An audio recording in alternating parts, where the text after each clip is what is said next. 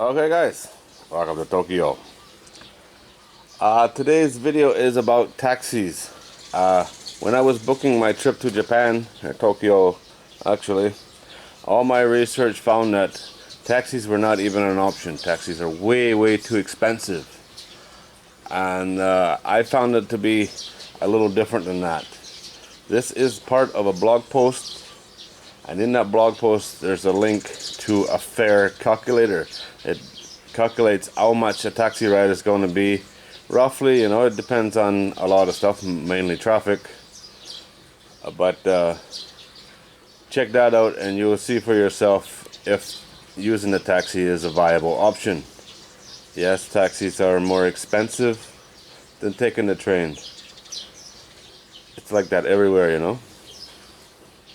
But there's a convenience to taxis. There's a safety to taxis as well. Traveling at night with the family. I'm not saying Tokyo subway is dangerous in any way other than getting lost. It's very complicated. Have you seen the subway map? It's insane, right? Even locals get lost.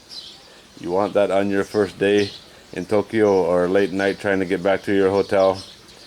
You know, it is your decision, but I'm going to give you the information here to let you make your own educated guess or your own educated decision on if you should take a taxi or not.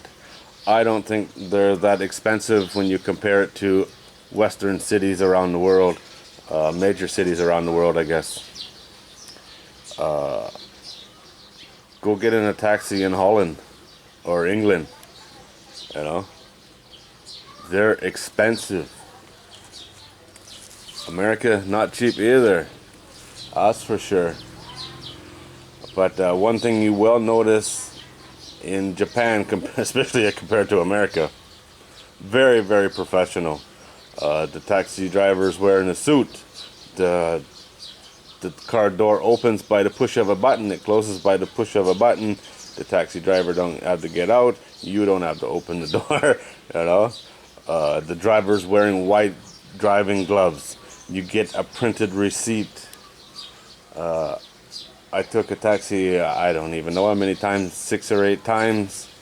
Never once did I think that the guy was giving me the milk run, you know, just to put the fare up. He was going the way that I thought he should go. Using this fare calculator, I knew how much it should cost. Unfortunately, I didn't find this until halfway through my trip. But I went back and did some calculations, you know. I already knew how much I paid, so I could figure out how accurate this calculator was. And to my surprise, it was actually reading a little bit high. Only once did I have it go over, and that was when I was leaving on the last day. I got a taxi to the bus station, and the guy I gave him the address written in Japanese, and the guy only read half the address, took me to the wrong place, which is really only on the wrong side of the block, but by the time he got around, it added $10 to the fare. Not a big deal, but it would have been under the cost if he had went there direct. This fare calculator gives you a range as well. It gives you what they think it's going to be, and then a range of what it could be depending on traffic and that. For me, the actual price was about 10% higher than I had to pay.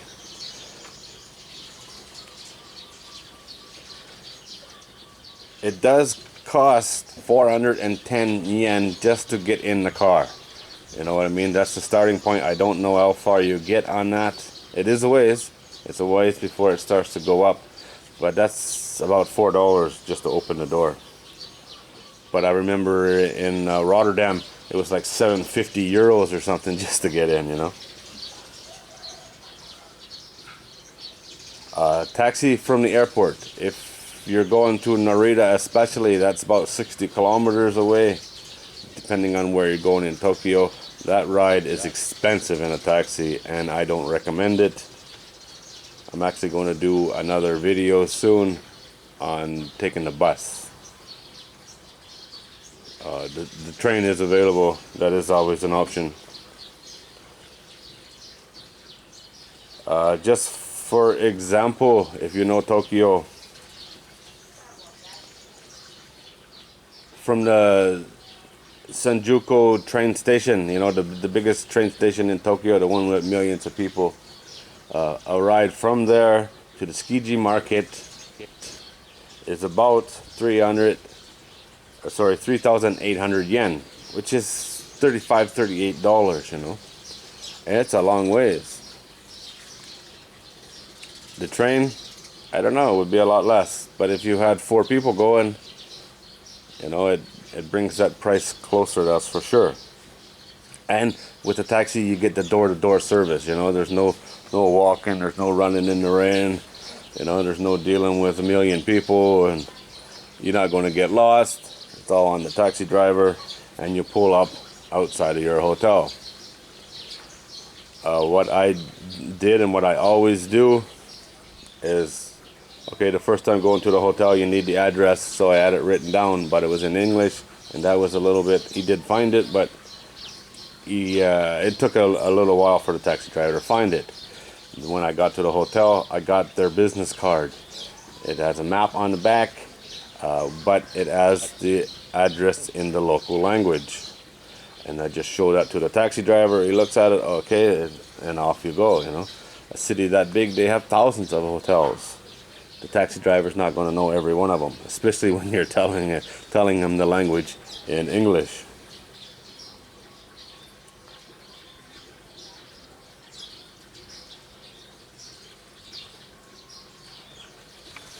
You know, this is just my opinion. I did a week in Tokyo, and I did not set foot on a train.